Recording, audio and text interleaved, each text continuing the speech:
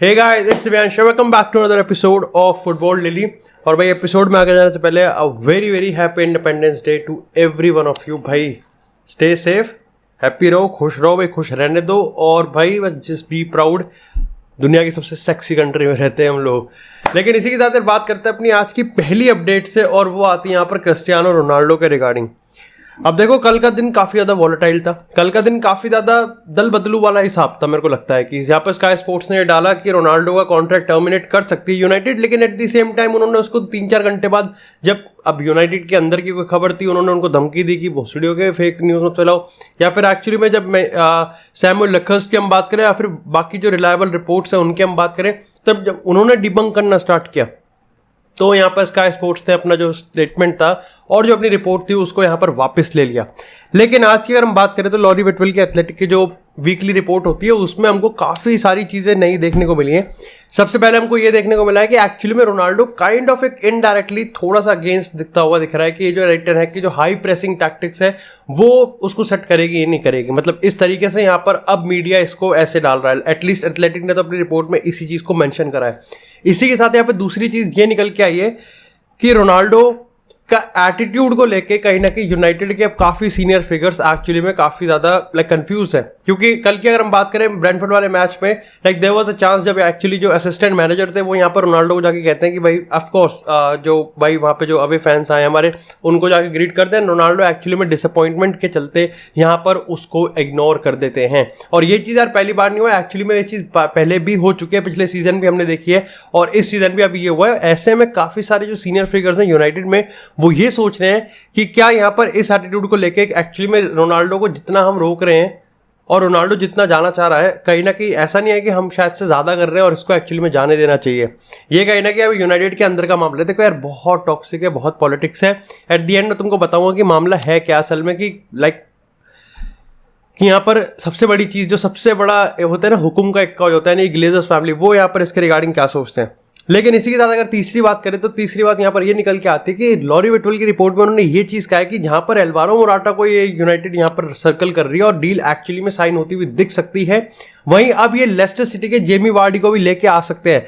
Again a very very lethal striker, लेकिन जिस as में मेरे को लगता है कि प्रॉपर शॉर्ट टर्म सॉल्यूशन की तरफ जा रहा है एरिक टेन हैग। और ऐसे में अगर इनमें से कोई सी भी डील साइन होती है तो यहां पर एरिक टेन हैग रोनाल्डो की सेल को अप्रूवल दे सकते हैं। अब मैं फिर से बता दूं कि जो स्काई स्पोर्ट्स की ओरिजिनल स्टेटमेंट था कि यहां पर कॉन्ट्रैक्ट टर्मिनेट हो सकता है, वो बिल्कुल भी पॉसिबिलिटी नहीं है, क्योंकि इस पॉइंट ऑफ टाइम पे कॉन्ट्रैक्ट टर्मिनेशन यूनाइटेड करना नहीं चाहेगी। और इसका सबसे बड़ा रीजन देखो ये भी है कि वाई यूनाइटेड रोनाल्डो पे एक नॉट फॉर सेल का स्टैंड रखती है, because Ronaldo is a global superstar. Ronaldo उनको पैसा देता है और ग्लेजर्स के लिए यूनाइटेड एक पैसा छापने की मशीन है यार, बस, और कुछ नहीं है। और उनको यूनाइटेड में वो हर चीज जो पैसा छाप रही है उनको वो चाहिए। अगर इफ वो देखते हैं कि रोनाल्डो को, अगर रोनाल्डो, तो वो बस उनको रोनाल्डो चाहिए। दे डजंट केयर कि रोनाल्डो हैप्पी है, रोनाल्डो के अराउंड जो सिचुएशन है वो काफ़ी अच्छी है, उनको नहीं फर्क पड़ता। उनको फर्क पड़ता है कि यहाँ पर रोनाल्डो हमको पैसा दे रहा है, रोनाल्डो का फेस हमको पैसा दे रहा है, तो यहाँ पर ये चीज़ होनी चाहिए। कह रहा है यार, देखो इसके रिगार्डिंग अब ये यार, ये आखिरी के 15 दिन बचे हैं, हमको नहीं पता ही क्या हो सकता है क्या नहीं हो सकता है। लेकिन ठीक है, मेरे को लगता है कहीं ना कहीं पिछले साल का डेजा वू हमको होता हुआ दिख सकता है कि लास्ट मोमेंट तक भी रोनाल्डो अपनी जो स्टोरी है, अपनी जो ट्रांसफर स्टोरी है, उसको कंप्लीट करता हुआ दिख सकता है। मेरा ओपिनियन क्या है? देखो मेरा ओपिनियन यार पिछले मैच डे के बाद चेंज हो गया है। I really want Ronaldo to leave this team. दोनों ही तरफ से फायदा हो जाएगा, but I want him to go like either Bayern या फिर either Sporting। अब मड्रिड आ जाता तो स्वाद ही आ जाएंगे। लेकिन अगर ये तीन नहीं हो सकते तो definitely I want him to stay at Old Trafford. Like Chelsea like rival को यार और कितना स्ट्रॉन्ग करेंगे। Atletico Madrid is just because मेरा जो कनेक्शन है वो रियल मैड्रिड से, तो मैं बिल्कुल भी नहीं चाहता कि वो यहाँ पर एथलेटिको मैड्रिड जाए, लेकिन वो जा सकता है भाई, because he is Cristiano Ronaldo, he doesn't fear any one in this world. लेकिन इसी के साथ यार बात करते हैं अब थोड़ी सी PSG की। जब सब अच्छा चल रहा होता है ना, तो एल लगाने के लिए कुछ ना कुछ हो ही जाता है। और ये to be very very honest actually में इतना बड़ा मुद्दा मेरे को नहीं लगा। देखो मैंने पढ़ा था ट्विटर पे और कल के स्ट्रीम में मैड्रिड के वॉच लॉन्ग में मैं ये चीज़ कह रहा था, लेकिन मेरे को ये नहीं पता था कि ये इतना ज़्यादा बड़ा बवाल हो जाएगा कि एक्चुअली में जो ग्लोबल हेडलाइंस होगी वो इस चीज़ को कवर करने लग जाएंगे। अब यहाँ पर मैं तुमको किस्सा बताता हूँ हुआ क्या है। देखो मेनली मोटे मोटे तौर पर 3 चीज़ें हुई हैं। सबसे पहला हुआ है एक किस्सा जहां पर विटिनिया शायद से बॉल पास कर रहा होता है मेसी को, लेकिन एम्बापे रन बना रहा होता है और एम्बापे ये देखता है कि जब मेरे को बॉल पास ही नहीं दी गई है तो वो अपना रन ही बना देता है और एक्चुअली में जेस्चर ऐसे करता है कि चल हट बहन, मतलब ऐसा करता है वो यहाँ पर। अब दूसरा यहाँ पर किस्सा आता है जब एम्बापे को पहली पेनल्टी दी जाती है, वो उस पेनल्टी को मिस कर देता है। एट द सेम टाइम जब उसके बाद थोड़ी देर बाद नेमार को पेनल्टी दी जाती है तो वो सबके सामने कहता है कि मेरे को पेनल्टी मारनी है। फिर वो पर्सनली खुद नेमार के पास जाके कहता है, बट उस टाइम नेमार यहाँ पर मना कर देता है कि मैं पेनल्टी नहीं देने वाला। और तीसरा आता है यहाँ पर उस पूरे सीक्वेंस में ही अनइंटेंशन, देखो मेरे को लग रहा था कि वो देख ही नहीं रहा था, लेकिन हाँ ये था कि अकड़ में तो चल रहा था और वहां पर वो मेसी को एक तरीके से शोल्डर बम्प देता है। और अच्छा इंटरेस्टिंगली जो देखने वाली बात थी वो था रिएक्शन लियोनेल मेसी का इस चीज पे। Lionel Messi was actually shocked and curious कि वो ही देख के चल अंधे, है ना, देख के चले तेरा बाप खड़ा है यहाँ पर। तो वो मेरे को लग रहा था कि यहाँ पर 3 ये पर्सनल सीक्वेंस आए हैं। इसका आफ्टरमैथ की अगर हम बात करें तो वो इससे भी ज़्यादा शॉकिंग है। काफ़ी रिपोर्ट्स ये बता रही हैं कि एक्चुअली में इसके बाद नेमार और एम्बापे के बीच में एक शोडाउन भी हुआ था ड्रेसिंग रूम में और यहाँ पर दोनों में गुत्थम गुत्थाई से जस्ट नीचे का लेवल तो आ ही गया था। अब इसके पीछे का रीजन ये है कि नेमार को ये चीज़ तो पता है कि एम्बापे के पास इतना वीटो तो है कि वो शायद से नेमार को निकालने की कोशिश कर रहा है और इस चक्कर में दोनों में आपस में अनभी और भनकी हुई तो है। अब यहाँ पर अगर रोमेन मोलिना की हम बात करें तो उन्होंने अपने स्टेटमेंट में ये चीज़ कही, देखो वो फ्रेंच फुटबॉल के मामले में तो बहुत ज़्यादा रिलायबल है, तो उन्होंने अपने रिपोर्ट में ये कहा कि देखो यार एम्बापे और नेमार के बीच हमने जो हो रहा है, ये जो पेनल्टी की आड़ में हो रहा है ना, सिर्फ पेनल्टी की वजह से नहीं हो रहा है। एक्चुअली में इसके पीछे एक बहुत बड़ी चीज़ ये है कि एक प्लेयर को जहाँ बहुत बड़ी पावर दे दी है वहीं दूसरा प्लेयर ये मान के बैठा है कि पहला प्लेयर जिस पर सबसे ज़्यादा पावर है वो उसको निकालने की कोशिश कर रहा है।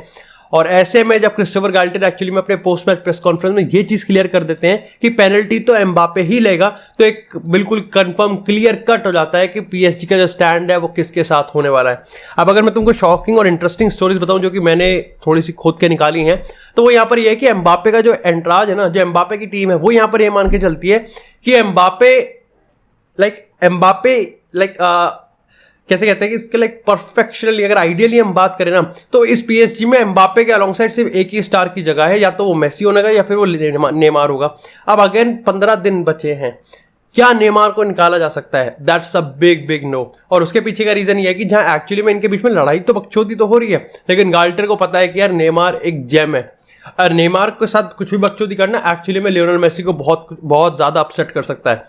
वैसे मेरे को एक वो लगता है कि आपको वो हाथ नहीं काटने चाहिए जो हाथ आपको खिलाते हैं। ये मतलब एक काफ़ी मेरे को अच्छी एक वेल सूटेड लग रही है एम्बापे पे। लाइक एम्बापे इज डेफिनेटली, मैंने देखो कहा है कि किसी भी डिफेंस को तोड़ सकता है, झुका सकता है, लेकिन पीएसजी में किसी भी डिफेंस को झुकाने के लिए उसको एक्चुअली में उन 2 बंदों का सहारा चाहिए जिसके अगेंस्ट वो जा रहा है, that is Messi and Neymar.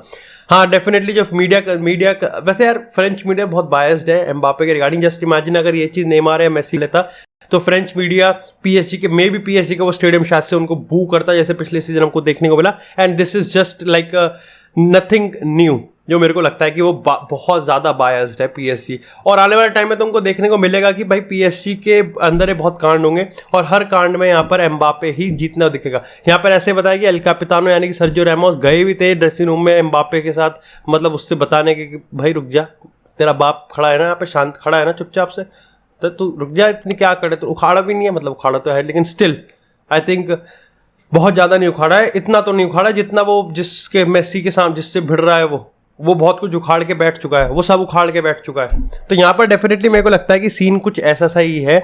और एम्बापे की जो एटीट्यूड वाली प्रॉब्लम है ना यार, आई थिंक ये उसको जितवाएगी भी हमेशा, क्योंकि यार देखो कॉन्ट्रैक्ट है भाई, उसका कॉन्ट्रैक्ट है, उसको मिली हुई है वीटो पावर, इससे कोई डिनाई नहीं कर सकता। और रही बात अगर आई थिंक इसकी कि उसके अलॉन्ग साइड एक ही या तो नेमार रहेगा या मेसी रहेगा, मेरे को लगता है कि फिर मेसी नहीं रहेगा। पूरा कंसेप्शन, पूरा परसेप्शन ये बनेगा कि नेमार निकलने वाला है, but at the end Neymar नहीं, मेसी नहीं रहेगा, क्योंकि मेसी को एक चीज़ पसंद नहीं है बिल्कुल भी। और देखा यार मेसी, रोनाल्डो, लेवेंडोव्स्की, इनको ऐसे बड़े बड़े प्लेयर्स को एक चीज़ पसंद नहीं होती, वो है toxicity in the dressing room and toxicity in the club. और ऐसे में मेसी के पास एस्केप रूट अवेलेबल है 2023 में, दैट इज FC बार्सिलोना। तो ये कहीं ना कहीं अभी सिचुएशन बनी हुई है। जब सब बिल्कुल बता रहा हूँ, शुरुआत में सब अच्छा चल रहा होता है तो पीएसजी मतलब कुल मिला के चाहते ही नहीं है कि चैंपियन लीग जीते। लेकिन इसी के साथ यार बात करते हैं अब थोड़ी सी यहाँ पर बार्सिलोना की। तो भाई बार्सिलोना कल राइट बैक के ऑप्शंस को खगाल रही थी और ऐसे 5 नाम आए हैं यहाँ पे। फोयत का नाम आया, विलारियल से मुनिर का नाम आया, उसके बाद बिसाका का नाम आया, डेलो का नाम आया और फ्रिम्पोंग का नाम आया। मैं बिसाका और डेलो लाइक खुशी होती है, ऐसा होता है ना जब आपकी कोई अच्छी मूवी ऑस्कर के नॉमिनेशन में जाती है, तो मेरे को अच्छा सा लगा। मैं कहा हाँ चलो ये भी कहीं नॉमिनेट हो रहे हैं। कह रहा अगर ये बिजनेस करेगी तो I would be very happy, क्योंकि बार्सिलोना सब में 10 on 10 बिजनेस कर रही है, तो कहीं ठीक है लाइक 4 out of 10 वाली बिजनेस भी करने चाहिए। तो मैं तो चाह रहा हूँ कि डेलो और बिसाका में से किसी एक को साइन कर ले, बट इवेंचुअली ये साइन नहीं करेंगे। आई थिंक यहाँ पर मिनियर, फ्रिम्पोंग या फिर जोस फोइट में से कर ले। लाइक भाई बिसाका, मैं तो कह रहा हूँ ले जाओ भाई, ले जाओ भाई, बिसाका मत ले जाना। लाइक सीरियसली डेस्ट बढ़िया है उससे। और आई थिंक यहाँ पे शॉर्ट लिस्ट है बस, अभी नेगोशिएशन कोई चालू वालू नहीं करी है। इसी के साथ अगर बात करें यहाँ पर बर्नार्डो सिल्वा की, तो काफ़ी लोग ये परसेप्शन लेके बैठ गए कि बर्नार्डो सिल्वा ने अपने गुड बाय मैसेज कर दिया है। अब प्रॉब्लम यहाँ पर यह है कि एक आई थिंक रशद रहमान ने इस चीज़ को कोट करा था एक काफ़ी रिलायबल रिपोर्ट में, जिसमें ये चीज़ लिखी गई थी कि पेप रास्ते में नहीं आएगा अगर बर्नार्डो सिल्वा टू बार्सिलोना का ट्रांसफर होता है। अब यहाँ पर जब मैंने एथलेटिक की रिपोर्ट पढ़ी तो थोड़ा मामला घुमाया हुआ था। अब ये पता नहीं कि मामला घुमाया हुआ किसने, बट मैं थोड़ा एथलेटिक की साइड में ज़्यादा प्रेफर बेंट करूँगा अंटिल अनलेस वहाँ पे जेरार्ड रोमेरो ये कहते कि ठीक है, तब तो मैं एथलेटिक की साइड ही रहूँगा। अब एथलेटिक की साइड में ये कहा गया था कि मेरे को लगता है कि वहीं से कोट लिया गया है। उन्होंने कहा कि देखो बर्नार्डो सिल्वा और बार्सिलोना के रास्ते में यस पेप गार्डियोला और मैनचेस्टर सिटी नहीं आएगी, और ये कभी हुआ भी नहीं है। फेरन टोरेस के मामले में भी नहीं हुआ है, सर्जियो एगुएरो के मामले में भी नहीं हुआ है, तो किसी और प्लेयर के मामले में भी नहीं होगा। लेकिन यहाँ पर कैच ये है कि जहाँ उस स्पैनिश रिपोर्ट के मामले में ये बताया गया है कि एक्चुअली में वहाँ पर जो सूटेबल ऑफर है वो उसका वेट कर रहे हैं। मैं एथलेटिक में ये भी ऐड किया गया कि सूटेबल ऑफर के चलते यहाँ पर ये भी बड़ा मामला होना चाहिए कि बर्नार्डो सिल्वा इस चीज़ के लिए खुद पुश करना चाहिए। यस ये आप कह सकते हो कि दैट्स एन हिंट, क्योंकि बर्नार्डो सिल्वा ने गुड बाय पोस्ट करी है, लेकिन अभी भी इस चीज़ को आप कंफर्म नहीं कर सकते, क्योंकि आप ये मान के चलो कि जहां बार्सिलोना कन्विंस करना चाहती है या फिर ऑलरेडी कन्विंस कर दिया है, वहीं सिटी बिल्कुल इसको रेजिस्ट करेगी। क्योंकि सिटी का मानना ये है कि लाइक इस पॉइंट ऑफ टाइम पे बर्नार्डो सिल्वा को आप लूज कर रहे हो, और उसके बाद अगर आप अपने टेबल पे बैठ के कह रहे हो कि अच्छा इसको रिप्लेस कैसे करें, तो आप चुतिया हो।